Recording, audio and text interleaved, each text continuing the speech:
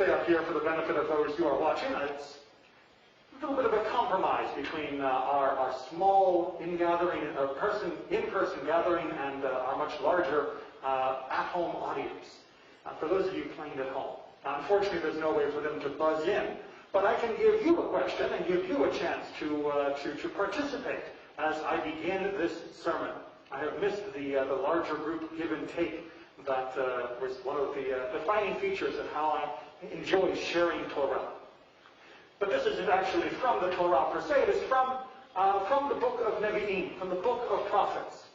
If you begin the story of the prophets, which takes over after Moses has died with the prophet and leader Joshua, go through the cycle of the judges, through the time of Samuel, and through the time of the kings and the prophets who accompanied or often opposed them, if you try to find in this whole section of the Torah, or of the Tanakh, who is the person who hates Israel the most?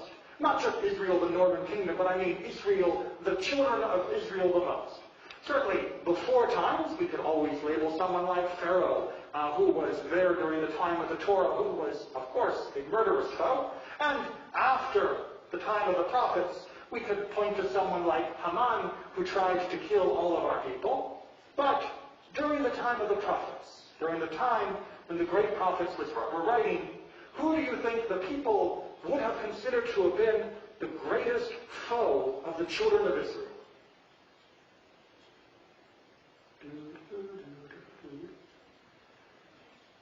It's tricky. There are a number of contenders. We could say Sennacherib, who was the emperor of the Assyrian Empire.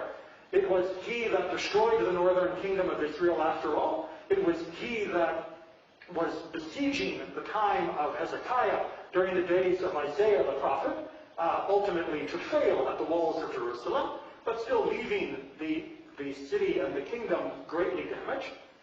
Or you could argue Nebuchadnezzar, who was the one who succeeded in eventually destroying the city of Jerusalem, laying waste to the temple, which we still commemorate to this day on Tisha B'Av, the 9th day of Av, which we will celebrate as a community next Wednesday night and Thursday morning. You should have received an email earlier today on that event. But if you were to ask the people, during the time of that great cataclysm, which comes at the end of the period of the prophets in the book of Nevi'im, who is the greatest enemy, who is the greatest hater of the people of Israel? They probably would not have pointed to Nebuchadnezzar. They would have pointed to Yirmiyahu Hanavi, to Jeremiah the prophet. Jeremiah was not loved in his days. Jeremiah was hated by the people of Judah, the only remaining Jewish kingdom on earth at that time, because he would go around and tell them, you're doing it wrong. Right? This whole corruption thing, this stealing from each other, the abuse of the poor, the murdering of one another, the sexual things you do with each other's wives and husbands, all of this has got to stop. You are rotting the community from within. The community is weak, and we will be destroyed. In fact, I hear there is this emperor coming, Nebuchadnezzar, who is trying to absorb this entire region. Give in. Give up. Make peace with him. Become a vassal state of his vast empire, and just go along, because there is no way God is going to help you in your current corrupt and immoral stance to be able to hold out against this empire. Better to sue for peace now than to go through a pointless, costly war that will only destroy you further. And the people said, you are a traitor. You are a traitor to the Jewish people. How dare you talk of surrender? How dare you talk of giving up? The temple stands in Jerusalem. Do you think God is going to let his temple be destroyed by some foreigner just because we're wicked? God won't do that. God lives there. Jeremiah said, no, God doesn't. God doesn't live in the temple. The temple is a symbol of God's presence, but if you have defiled the nation with your wickedness, do you not think that God is going to protect the whole nation just because of the stones of the temple? And so they threw him in prison. They threw Jeremiah in prison for speaking the truth to their corruption. Now, you might be thinking, maybe this means Jeremiah was a pretty pessimistic person. Maybe this means he was a very negative sort of guy. Maybe this means he would give up on the nation and give up hope. But we are told through the books of Jeremiah that he did something quite remarkably different. While he was in prison, he learned that one of his relatives had become impoverished and had needed to sell land from the family estate. Jeremiah was the closest kinsman who had the ability to redeem the land. This was a common practice, at least recommended by the Torah, that if one of your fellows has come on hard time, especially a relative, that you should redeem the land from the debtor, from the creditors, so that your relative could continue to live and work on the land and not become a landless wanderer. And so Jeremiah paid the amount of money necessary to secure the land, wrote up all the legal documents, and put them away for safekeeping.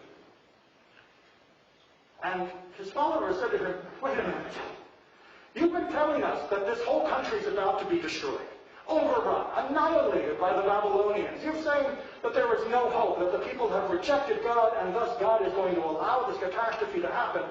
Why are you making real estate deals for land that you will never be able to enjoy, and your relative will never be able to enjoy? What are you preserving this for? To which Jeremiah responded, but God has given me a vision that we will return to the land. Yes, right now, it doesn't look so good. Right now, we are going to get through things that are worse before they become better. But eventually, we will be back in this land. Eventually, people will buy, they will sell, they will trade in the land, and we will need to know whose land is whose. And this will help that continue. We need to maintain some aspects of normalcy to understand the future where redemption happens. The future where the exiles will return. Jeremiah was, in fact, one of the most optimistic of the prophets. Despite what he saw as the coming, looming doom of his people, he knew that past it there would be a brighter future, that there would be a transformation of the nation. And he knew that he needed to act in a way that showed everybody that he was convinced things would get better. Not right then, not even in the near future. After the war with the Babylonians, the people continued to ignore his warnings, and they continued to make many mistakes, only exacerbating and lengthening the time of our exile. But eventually he knew we would return. We'll talk more about how that return happened during tomorrow's discussion. But I think it is very telling to understand the character of Jeremiah, that he has given us one of the most enduring songs that is sung at many, many weddings. Because he had a vision. Even as the world was crumbling around him, once again, the cities and the streets of Judah will be filled with the sounds of joy and of happiness. It will be filled with the sound of the bride and the groom. That there will be weddings and feasts and assemblies of people coming together in joy. He, unfortunately, would not live to see that. But in his faith and in his optimism that God would restore us to a brighter world, he could see it almost as though he were there. And to this day, at many weddings, any at least that I'm officiating, I try to make sure that we show that his vision was true. Od Yishama Be'arei Yehuda Uvechutzot Yerushalayim Kol sason ve'kol simcha Kol kala ve'kol chatan Kol sason ve'kol simcha Kol chatan ve'kol kala. How many of you have heard that song? Really? You need to go to more weddings. You need to go to more weddings to understand what joy and rejoicing is. You need to be able to see the world like Jeremiah. Not blind optimism for today, but an enduring and passionate optimism for tomorrow. Knowing that more songs are yet to be sung and they will be sung in brighter days. Shabbat Shalom.